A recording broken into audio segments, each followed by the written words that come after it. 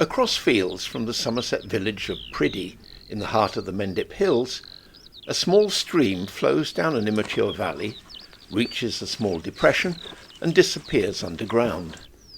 The fairly inconspicuous entrance leads to a magnificent cave system. With 10 kilometres of passages, it's one of the most extensive and deepest in Britain. It's been a centrepiece in the development of UK caving and cave diving, and more than a century after its discovery, it remains one of the most popular sporting trips in the country, both for beginners and, into its furthest reaches, experienced cavers.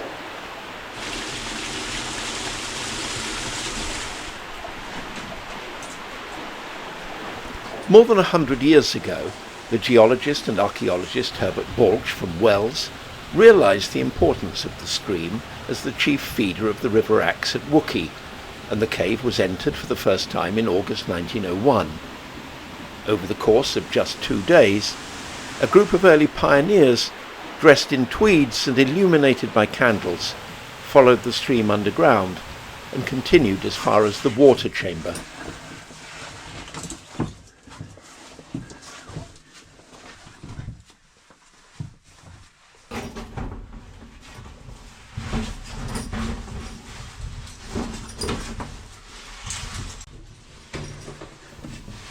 The Zig-Zags offer a more awkward, or what cavers refer to as a more sporting, alternative route into the Swildon system.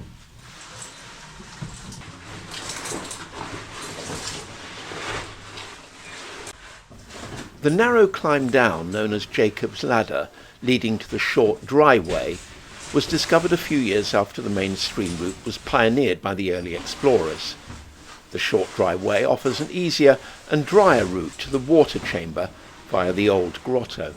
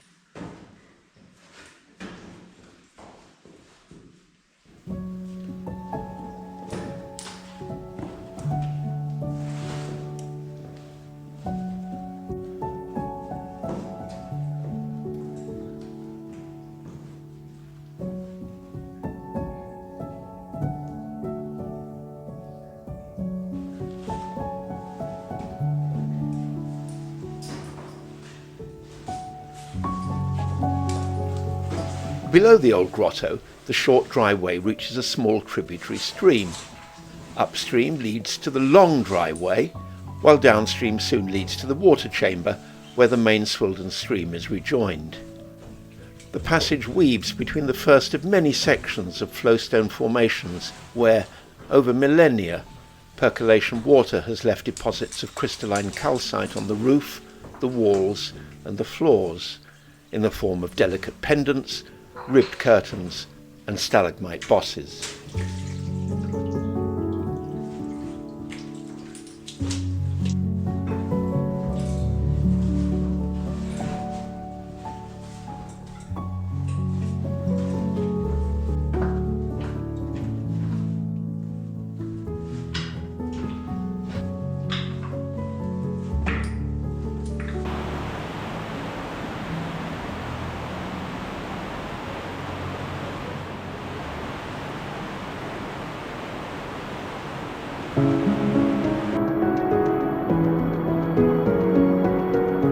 Downstream from the water chamber, the normal route follows the water down the water rift, a passage that was scoured out of the mud and rock infill in the great Mendip floods of July 1968.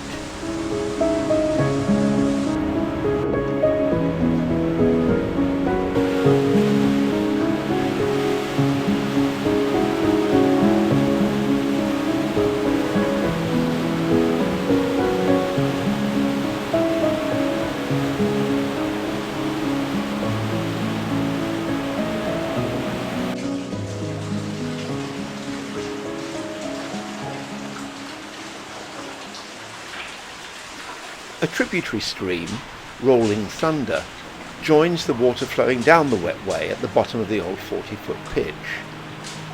The next section of passage is strewn with flood-carried boulders, the flowstone walls tinged yellow and orange from the mineralised calcite deposits. The passage turns sharply right alongside a region of impressively folded rock strata and continues below ancient false floors now left high above the downward eroding streamway. Rounding a huge perch boulder opens into some of the cave's largest passages.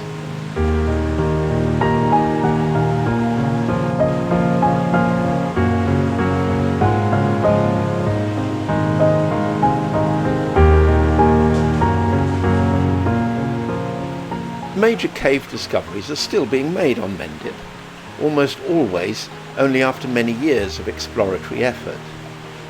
These include the remarkable formations of Neverland in Upper Flood Swallet in 2006 and the enormous chamber of Frozen Deep in Reservoir Hole in 2012. What inspires cave diggers today is the thought of breaking into passages such as these for the very first time.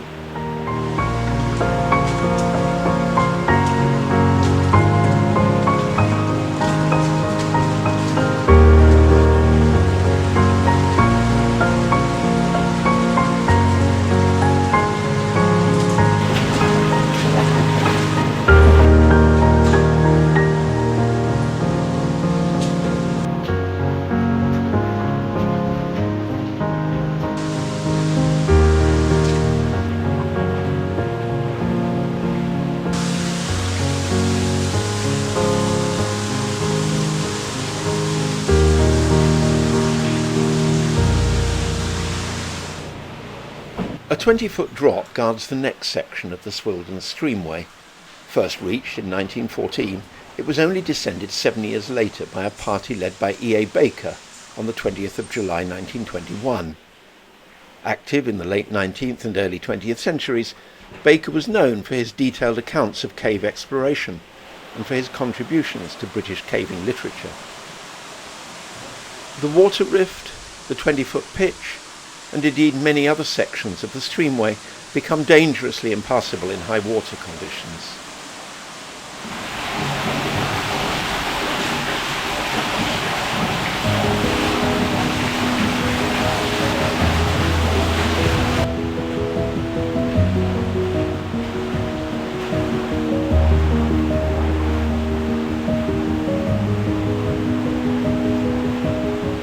Below the 20-foot pitch, the stream races on down through its water-worn canyon, passing various constrictions, weaving between spectacular calcite flowstone formations, plunging through turbulent pools, and cascading down a number of other short drops.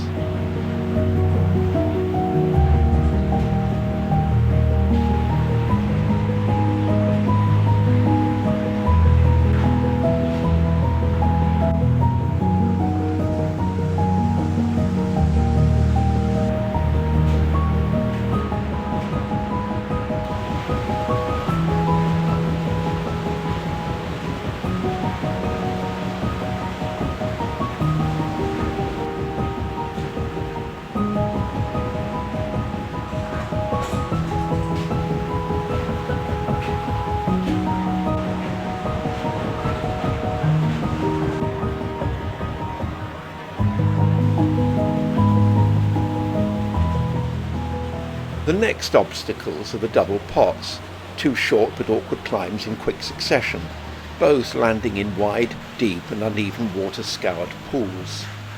Cavers generally traverse around them using natural ledges to avoid a soaking.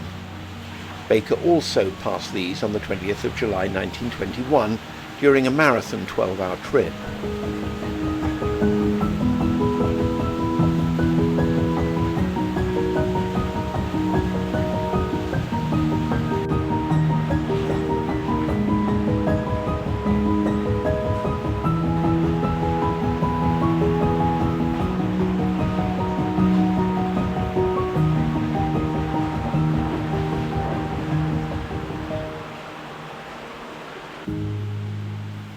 The inclined rift is a narrow, awkward and steeply descending section of the main streamway. It can be bypassed by a well-decorated abandoned oxbow known as Barnes Loop, first entered in August 1921 by Ernest Barnes and his companions.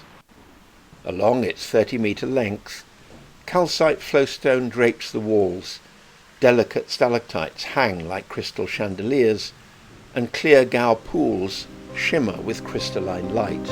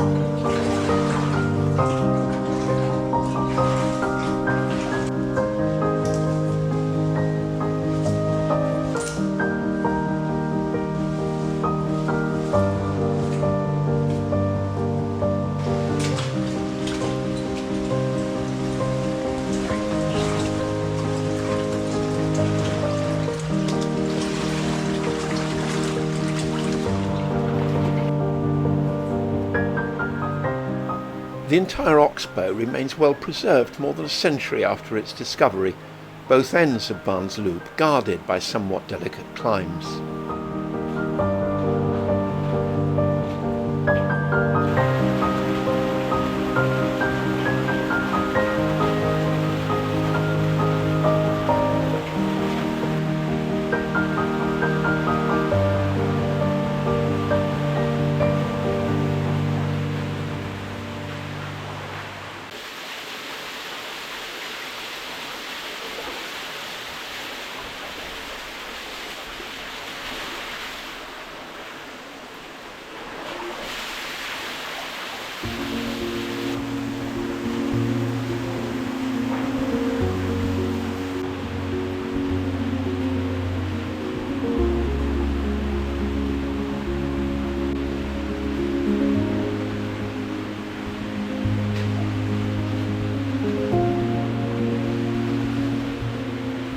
Another section of bulging calcite flowstone walls marks the climb up to Trapman's Temple, a finely decorated chamber named after its discoverer, E.K. Trapman, of the University of Bristol Speleological Society in November 1921. Beyond, and high above, is the start of the St Paul's series and the adventurous short round trip, which rejoins the main streamway at the landing, some way beyond Sump 1.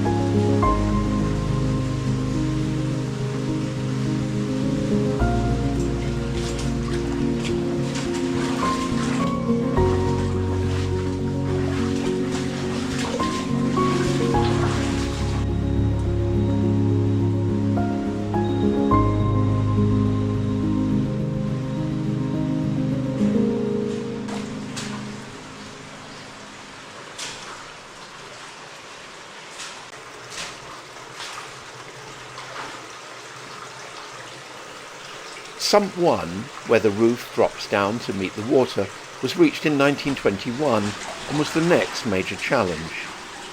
Efforts to blast through the rock roof were unsuccessful, but after several diving attempts using primitive breathing equipment, it was finally passed by Jack Sheppard 15 years later, in October 1936. Today, a few pulls on a fixed hand line guide cavers through its cold embrace.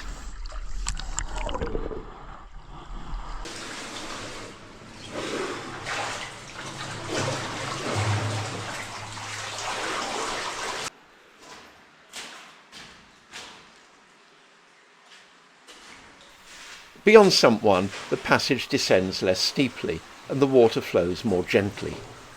From here to the next major obstacle, Sump 2, 300 metres of spectacular clean-washed streamway is interrupted by a series of low wet crawls and several ducks, where the roof drops down close to the water, requiring almost total immersion.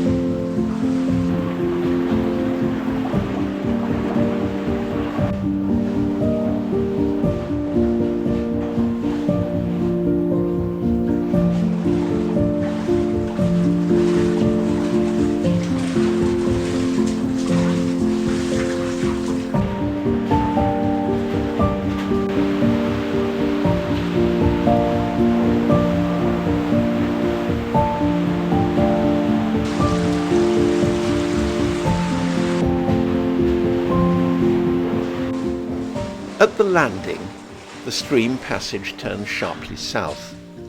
A fixed rope up a slippery mud slope connects with the Double Trouble and St Paul's series, waypoints on the iconic short round trip.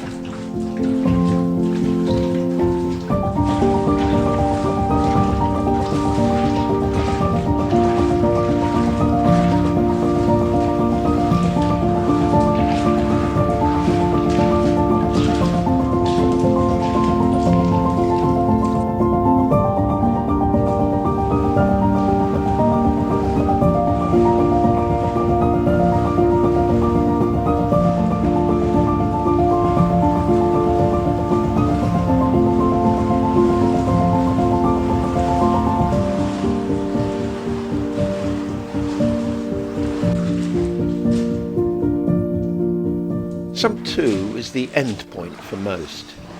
It's 8 metres long and assisted by a fixed hand line, but it's cold, committing and with limited visibility. It's nevertheless occasionally free-dived by the less risk-averse. Beyond, the streamway winds on for several hundred metres and 10 more sumps before becoming impassable. But the water continues, deep underground, to Wookey Hole 6 kilometres to the south, emerging into daylight once again as the river acts.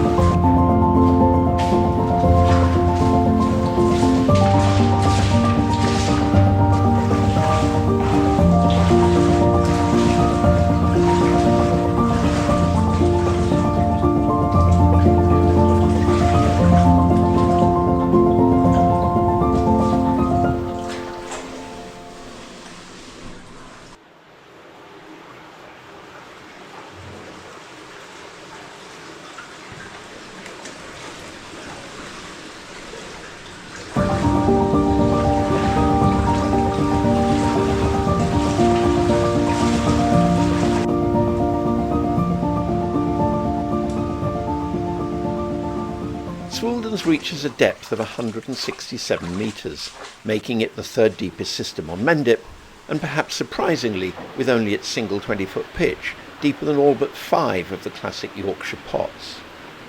It's a long haul back up to the surface.